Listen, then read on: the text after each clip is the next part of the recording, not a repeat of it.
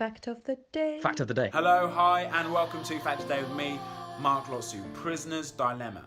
Now, this is an aspect of what's called game theory, and this particular game is called a variable sum game, where there's lots of possible outcomes. A zero-sum game is where you either win or lose, something like poker. But with this, there are other outcomes that you can have. And the point of this is it provides a framework to make decisions when you don't have all the information. So here's the dilemma. You and an accomplice have been caught.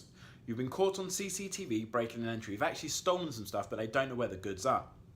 You're held separately in separate rooms, and you're being spoken to separately.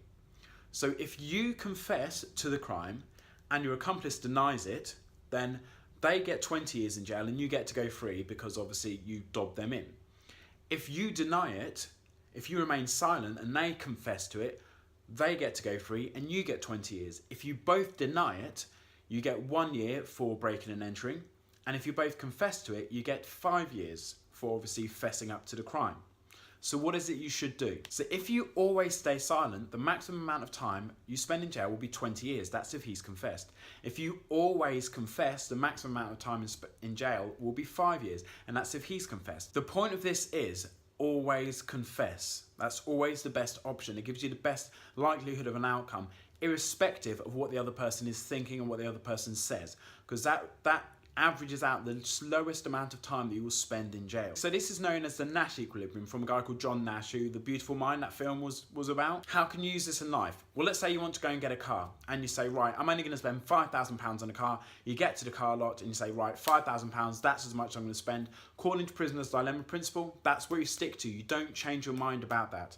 So the car salesman then comes over and says, right, I've got one here. It's ideal for you. It is perfect for you. It's great. It's £5,500. And you say, no, that's a bit too much. It's just over what I want to pay. I'll give you £5,000 for it. He says, listen, I'll chuck in a radio.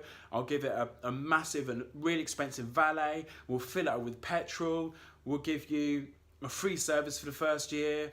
£5,500. Now, if you agree to the £5,500, after a few weeks, you may not be as impressed as you originally were when you first took it for a test drive, and therefore you feel like you've been ripped off. So if you stay at £5,000 and he gives it to you for £5,000, you will be happier with the car, even if it isn't as good as you originally thought. So what you're doing in this scenario is you're forcing the seller to make the decision. Either he accepts the £5,000 or you walk away and he gets absolutely nothing from it. Of course, people don't get this sort of thing right every time, but it makes it much easier for you to make the decision and stick to the decision if you know those possible outcomes. That is a Prisoner's Dilemma. Thanks so much for watching. Love you, bye, love you, bye, love you, bye.